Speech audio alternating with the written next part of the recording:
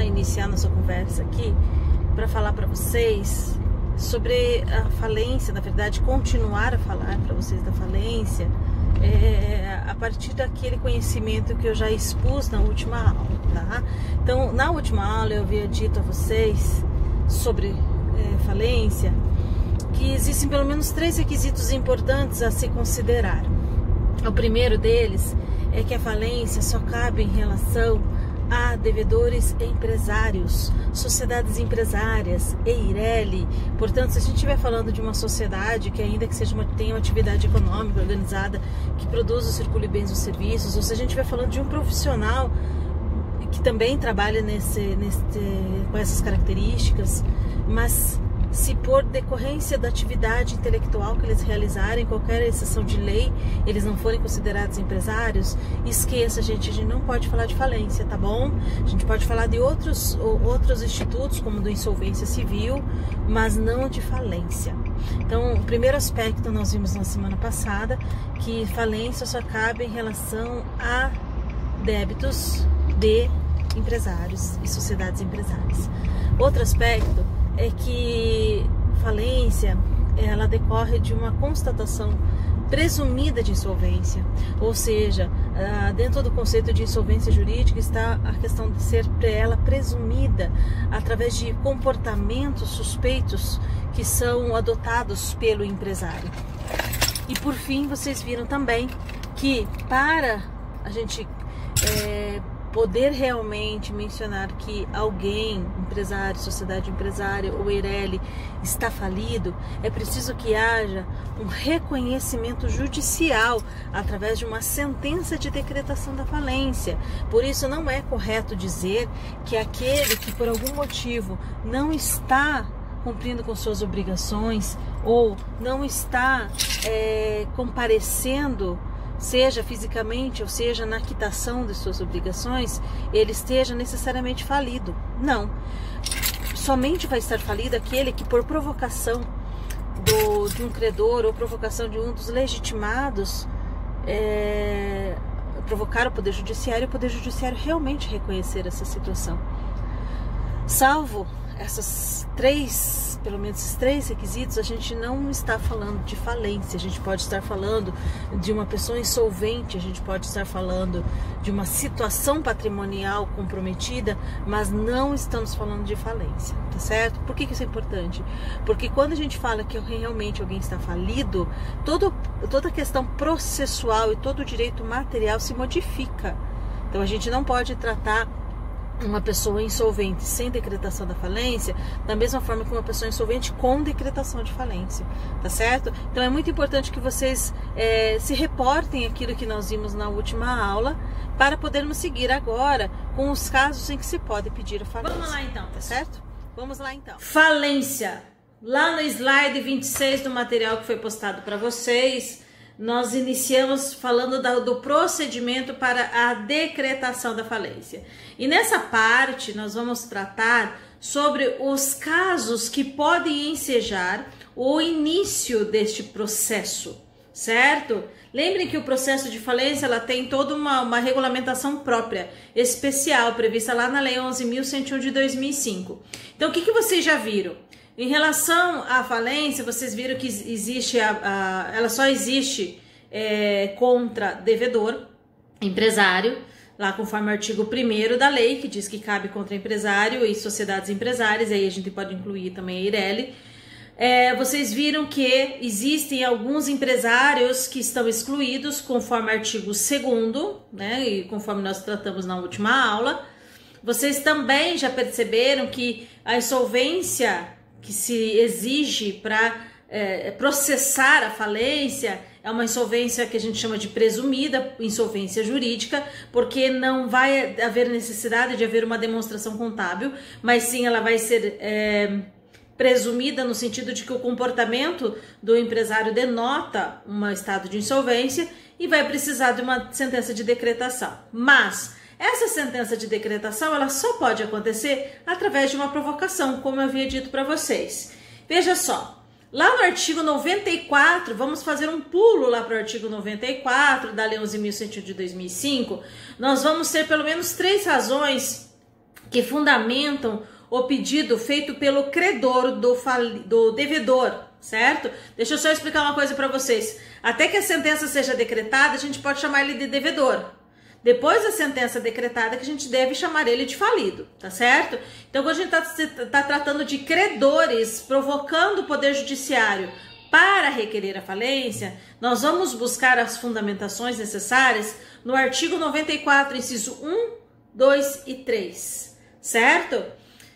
Prestem atenção que nesses casos, eles não precisam ser concomitantes, eles devem ser alternados. Então, ou eu vou fundamentar no inciso 1, ou vou fundamentar no inciso 2, ou vou fundamentar no inciso 3º do artigo 94. E ainda nós temos a possibilidade, prevista no artigo 105 a 107 da lei, de autofalência. A autofalência aqui pedida pelo próprio devedor, né? Pelo aquele que está querendo a sua falência, a sua autodecretação, como forma de solucionar suas obrigações, tá certo? Vamos iniciar ali vendo a questão dos artigo 94. Veja só, gente, no slide 27, eu trago para vocês as 4 hipóteses previstas na lei. O artigo 94.1 diz respeito ao que a gente chama de impontualidade injustificada. O que é isso? Impontualidade injustificada é quem não é pontual e não tem motivo para isso, né? O próprio nome já diz. Só que aqui a gente vai precisar contar com um credor que tem em mãos um título executivo, que eu já vou explicar melhor para vocês o que é isso. A segunda hipótese é da execução frustrada, lá do 94, inciso 2º. O que é uma execução frustrada? O credor ele já processou o devedor no sentido de executar o título que ele tinha em mãos e não conseguiu receber. Não recebeu nada, não houve pagamento, não houve nomeação de bens e não houve nenhum depósito. Ou seja, existe aí uma tripla omissão de todas as oportunidades que foram dadas para o devedor e ele não cumpriu. E temos ainda a hipótese de atos de falência, que é um elenco de comportamentos que, uma vez que se comprove ter ocorrido, se tem aí presumida sua insolvência, de uma forma muito mais, vamos dizer assim, subjetiva, porque aqui a gente precisa realmente demonstrar as intenções, né? A gente precisa demonstrar não somente a ocorrência, mas a intenção de vamos pensar, uma fraude, de obstar os direitos dos credores. E por último nós temos a autofalência, como eu havia mencionado para vocês, tá certo? Então vamos começar a ver a primeira hipótese daquelas previstas para o credor. É importante que antes de tudo vocês façam uma leitura do artigo 94. Vamos iniciar, portanto, com essa leitura e seguimos para o inciso 1º. Me acompanhe. Artigo 94. Será decretada a falência do devedor que 1. Sem relevante razão de direito, ou seja, justificado, sem relevante razão de direito, não paga no vencimento obrigação líquida materializada em título ou títulos executivos protestados, cuja soma ultrapassa o equivalente a 40 salários mínimos na data do pedido da falência. Gente, prestem atenção porque esse inciso 1º, esta primeira hipótese que a gente chama de impontualidade justificada, tem uma série de exigências que elas precisam ser observadas para que não haja a extinção do processo, para que liminarmente o juiz nem aceite o pedido, tá? Então tem que prestar muita atenção no quais são os requisitos ali necessários. Veja só, gente, no slide 29 eu trago para vocês como primeiro requisito o fato de precisar ser um título executivo. Ou seja, o credor que está pedindo a falência, ele tem que ser credor de um título executivo, não de um documento qualquer. Aqui é preciso que vocês tenham uma mínima noção do que é um título executivo. Se vocês ainda não estudaram dentro do processo civil a parte sobre títulos executivos ou processo de execução, provavelmente vocês terão mais dificuldades. Por isso que eu vou passar para vocês agora um mínimo de noção sobre o que se refere o título executivo. No artigo 515 do Código de Processo Civil, vocês têm elencados quais são os títulos executivos judiciais, ou seja, são títulos que se originam já de decisões, de proferimentos judiciais. Já no artigo 784 do CPC, vocês vão ter conhecimento do que são títulos executivos extrajudiciais. Então, primeiramente, vocês precisam saber que existem documentos que se chamam títulos executivos que podem provir ou de uma decisão judicial ou do Poder Judiciário ou de extrajudicial, que são documentos particulares e que têm força executiva. Que tipo de documento é esse? Pessoal, quando você tem em mãos um título que tenha liquidez, ou seja, já se tem ali o valor estipulado para pagamento, o valor da obrigação, que já tenha certeza da sua obrigação, porque ali está, confesso, ele está declarada aquela obrigação, e que tenha exigibilidade, no sentido de que ele deve estar vencido, ele já pode ser cobrado. Ou seja, são requisitos, claro que isso vocês vão aprofundar lá no Código no estudo de processo civil, mas é importante que vocês saibam que nem todo documento que o devedor assume pagar alguma coisa é título executivo. É título executivo extrajudicial, principalmente. Só vai ser assim considerado quando as legislações especiais de determinado instrumento assim determinar, sim disser que é um título executivo, ou quando está estipulado, previsto nos artigos 515 quanto aos judiciais e 784 quanto aos extrajudiciais. Então, se vocês forem fazer a leitura ali do artigo 515 do CPC, vocês vão perceber que são títulos executivos judiciais, cujo cumprimento dar-se-á de acordo com os artigos previstos nesse título. 1. As decisões proferidas no processo civil que reconheçam a exigibilidade de obrigação de pagar quantia, de fazer, de não fazer ou de entregar coisa. 2. A decisão homologatória de autocomposição judicial. 3. A decisão homologatória de autocomposição extrajudicial de qualquer natureza.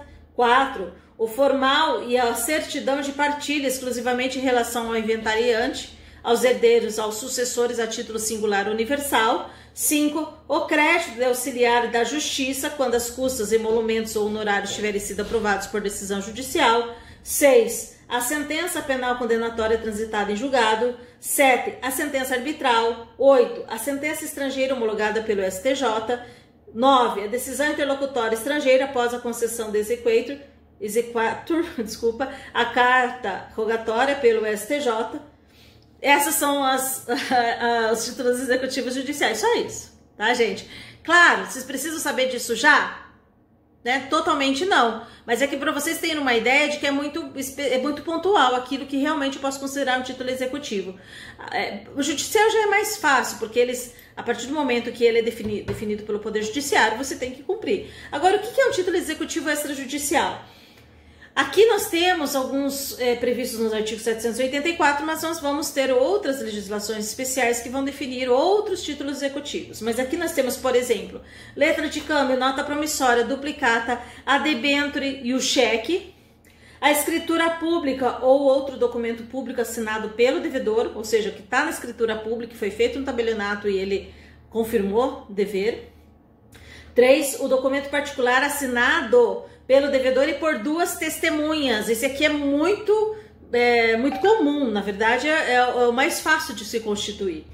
4. Instrumento de transação referendado pelo MP, pela Defensoria Pública, pela Advocacia Pública, pelos advogados dos transatores ou por conciliador ou mediador credenciado por tribunal. 5. Contrato garantido por hipoteca, penhor, anticrese ou outro direito real de garantia, aquele garantido por caução. 6. O contrato de seguro de vida em caso de morte. 7. O crédito decorrente do foro e laudêmio. 8. O crédito documentalmente comprovado, e assim vai, gente. Tem uma série ali previstos até o inciso 12 do artigo 784 do CPC. Então, só para vocês entenderem. Título executivo não é qualquer documento em que o devedor está aceitando pagar alguma coisa. Ele tem que estar elencado em um desses casos. Tudo bem até aqui? Certo? Bom, então, todos os títulos executivos, pessoal, eles permitem que, vamos não falando de falência agora, mas falando processualmente, quando eles deixam de ser pagos, eles permitem que o devedor se utilize do processo de execução, que é muito mais célere. Por quê? Porque não se exige a parte de conhecimento da causa. Aquele documento vale por si só. Por isso que quando se recebe a intimação, eles vai ter um prazo muito curto para pagamento ou para nomeação de bens à penhora, tá certo? Para satisfazer aquele pagamento. E, claro, tem direito de defesa? Tem, mas aí é um direito de defesa também um pouco mais trabalhoso do que uma simples contestação. Porque já se parte da ideia, já se presume que aquele documento é suficiente para a cobrança da dívida. E é esse documento que também permite que você entre com uma ação de falência, tá certo? Pelo menos naquilo que é previsto no artigo 94, inciso 1º. Tudo bem?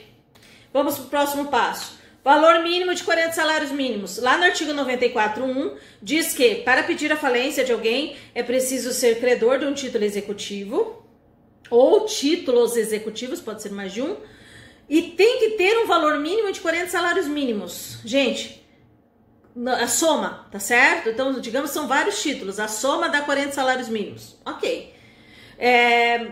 Não tem 40 salários mínimos, não dá para entrar com ação de falência. Tá? Vai ter que utilizar dos outros meios processuais para fazer isso. Por que isso existe? Porque antigamente, antes do advento da Lei 11.101 de 2005, era utilizado a falência como uma forma de cobrança mais coercitiva, porque nós vamos depois estudar o depósito lesivo, que é um depósito que você faz para evitar a falência. Então, para coagir aquele devedor a fazer o imediato pagamento, eles entravam com qualquer valor. Os credores abusavam do direito de ação e entravam com pedido de falência, que é algo tão desgastante e atinge tantas pessoas, e acabava sendo um valor não tão relevante, vamos dizer assim. Aí, com o advento da lei em 2005, aí se colocou esse valor mínimo para que não houvesse esse abuso maior. Então, hoje, vamos considerar que o salário mínimo está aí por volta de R$1.000, nós temos que ter por volta de R$40 mil para poder entrar com uma ação. Ah, mas espera aí, eu tenho lá um título de R$30 mil. Tem solução? Tem. Você pode procurar outros credores e formar o que a gente chama de litisconsórcio ativo. Você pode se reunir com outros credores e vocês dois, somando 40 salários mínimos, interpõem a ação em conjunto, tá certo? Dá para fazer isso e está previsto no parágrafo 1º do artigo 94, que eu já coloquei ali para vocês no finalzinho, tá? Desse slide 29. E mais uma coisa, para se falar em falência baseado no artigo 94, inciso 1º, é preciso ter protesto para fins falimentares. O que quer dizer isso? Existe, gente, um ato extrajudicial realizado pelos cartórios de protesto das cidades, que o devedor recebe ou é notificado formalmente para que ele cumpra uma determinada obrigação sob pena de ficar protestado, tá certo? Protesto pode ser por vários motivos. O mais comum é protesto por falta de pagamento. Ah, não fez o pagamento em 72 horas? Está protestado. Existem outros protestos, como protestos por falta de aceite, né? Que é principalmente de duplicata, que é um título que existe. O estudo sobre protesto é mais extenso, tá? Então não vou nem chegar a falar disso também. Mas existe um protesto muito especial que se chama protesto para fins falimentares. O parágrafo 3º do artigo 94 exige que este protesto seja para este fim. Por quê? Porque tem que constar na notificação recebida pelo devedor, que ele vai receber pelo próprio tabelionato de protesto, cartório de protesto, desculpe, dando a ele um prazo para pagamento sob pena de ser interposta ação de falência. Ou seja, antes de entrar com a ação de falência, o credor já providenciou que, através deste ato extrajudicial, através desse protesto, o devedor já tenha conhecimento das consequências da sua omissão, tá certo? Das consequências do não pagamento. Por isso que tem que ser para fins falimentares. Pegadinha. Aparece um problema para vocês e coloca, sei lá, o título tem mais de 40 salários mínimos e foi devidamente protestado por falta de pagamento. Tá certo? Não, não tá certo, porque esse protesto tem que ser para fins falimentares. É diferente o recado que chega para o devedor quando ele recebe a notificação. Tudo bem? E aí, no último parte desse slide 29, repito que o litisconsórcio é uma possibilidade permitida, né? Credores podem reunir-se em litisconsórcio a fim de perfazer o limite mínimo para o pedido de falência com base no inciso 1 do caput deste artigo, tá certo? Somente quando a falência é requerida com base no artigo 94, inciso 1, é que se requer os 40 salários mínimos. Tudo bem, pessoal? Vamos para o próximo? Vamos lá. 94, inciso 2º. Será decretada a falência do devedor que 2. Executado por qualquer quantia, não paga, não deposita e não nomeia bens a penhora. Desculpa, bens suficientes dentro do prazo legal. Quando o executado ele recebe a intimação, citação numa execução, ele tem 3 dias para pagamento ou para nomeação de bens a penhora, tá? Ele vai ter um outro prazo, que é de 15 dias para apresentar embargos, mas esse embargos ele vai ser um processo autuado à parte e ele normalmente não suspende a execução, eles vão correndo paralelamente. Em algumas situações se permite que haja essa suspensão. Mas fato é o seguinte, quando existe um processo de execução, significa que esse credor também tinha em mãos um título executivo, certo? Igual do primeiro caso. Só que aqui, gente, não se está exigindo que haja os 40 salários mínimos, tá certo? Então, aqui basta que já tenha precedido ao pedido de falência um outro processo de execução. Só que nesse processo de execução ele se frustrou porque não conseguiu receber nada, tá? Então, é um título executivo executado. Vejam lá no slide 31. A frustração da execução caracteriza-se pela inexistência de pagamento, depósito ou nomeação de bens no processo executivo. E aí a gente fala em tripla omissão. A tripla omissão porque ele não paga, não deposita e não nomeia bens a penhora. E como existe execução frustradas. Muitas e muitas e muitas execuções frustradas.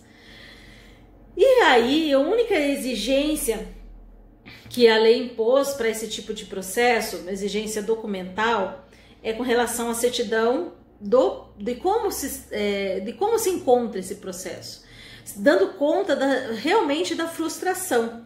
Essa certidão está prevista no artigo 94, parágrafo 4º da Lei 11.101 de 2005, dizendo que, nesta hipótese, basta a certidão de cartório, demonstrando que houve, quem são as partes, qual foi o valor, qual foi o título, tudo que aconteceu, né, todas as tentativas, para daí se demonstrar que ela realmente está frustrada, tá certo?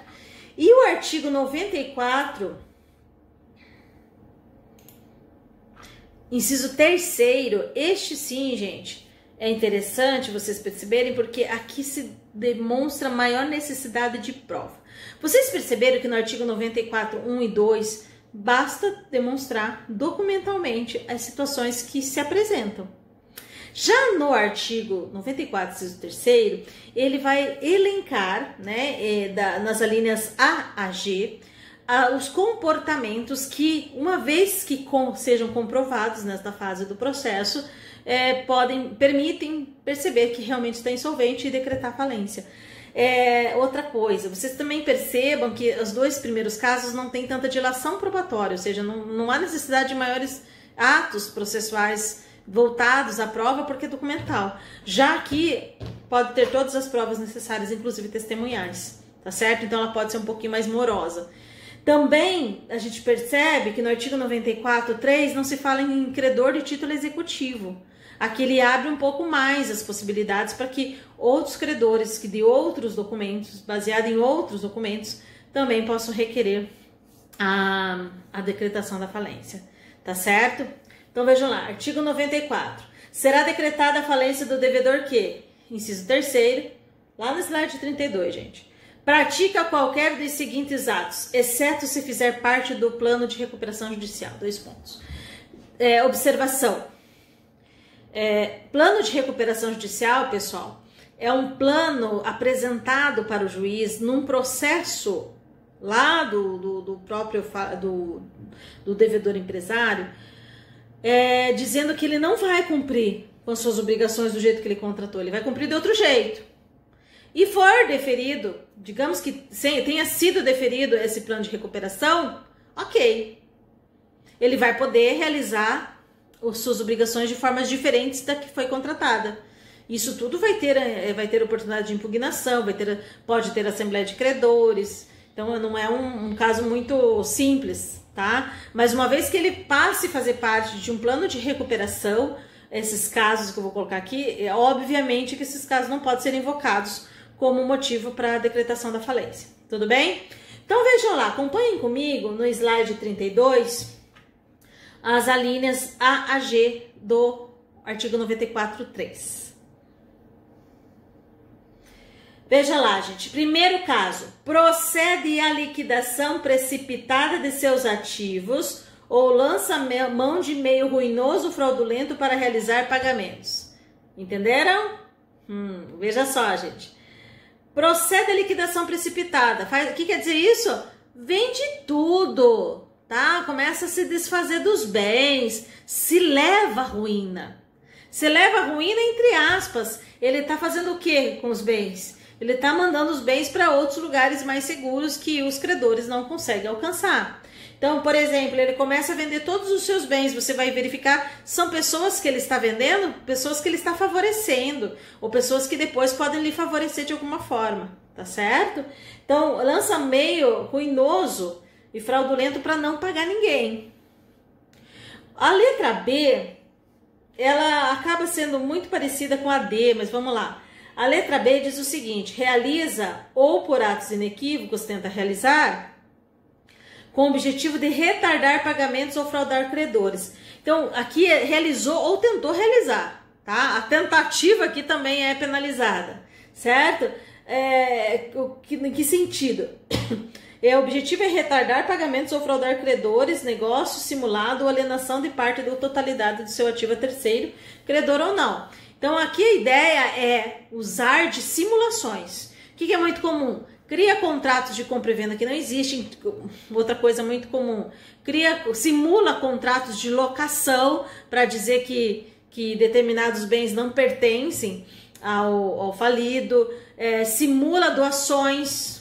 Né? As doações, essas são as mais fáceis de serem anuladas posteriormente. Ou seja, vai repassando os seus bens, os seus ativos, os seus valores da forma mais escancarada possível para que os credores não consigam alcançar. Ou seja, ele já sabe que vai ter um problema sério financeiro e ele já está se desfazendo dos bens e, obviamente, obstaculizando os direitos do credor. Na letra C, nós vamos falar de uma coisa que vocês viram lá no Direito Empresarial 1, que é sobre o trespasse. Vocês lembram quando eu contava para vocês que quando um empresário tem um estabelecimento empresarial e ele pretende alienar esse estabelecimento, ou seja, vender, ele lá conforme artigo, anotem lá, 1145 do Código Civil, ele precisa notificar todos os seus credores para fazer essa venda?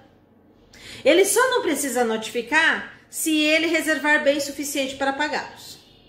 Obviamente, se ele pagou todo mundo, né? E ele nem seria mais credor. Mas tudo bem. Mas se ele não tem essa reserva para pagamento, ele precisa pedir a notificação. Então, percebam que aqui vocês vão retomar aquilo que vocês estudaram lá no artigo 1145 do Código Civil sobre trespasse. Por quê? Porque na linha C, vamos voltar aqui, do artigo 94.3 da Lei de Falência, diz o seguinte: transfere estabelecimento a terceiro, credor ou não, sem o consentimento de todos os credores, sem ficar com bens suficientes para solver seu passivo. Gente, então, aquela condição que foi colocada no artigo 1145, ela, além de caracterizar a regularidade do ato, ela também, não obedecida, ela pode implicar em ato de falência e a pessoa vir a falir só por causa disso. Tá certo? Nós não vamos parar por aqui. Essa situação, ela vai ser repetida quando nós falarmos de atos ineficazes, no caso de falência, tá? Quando estudarmos um artigo 129 adiante.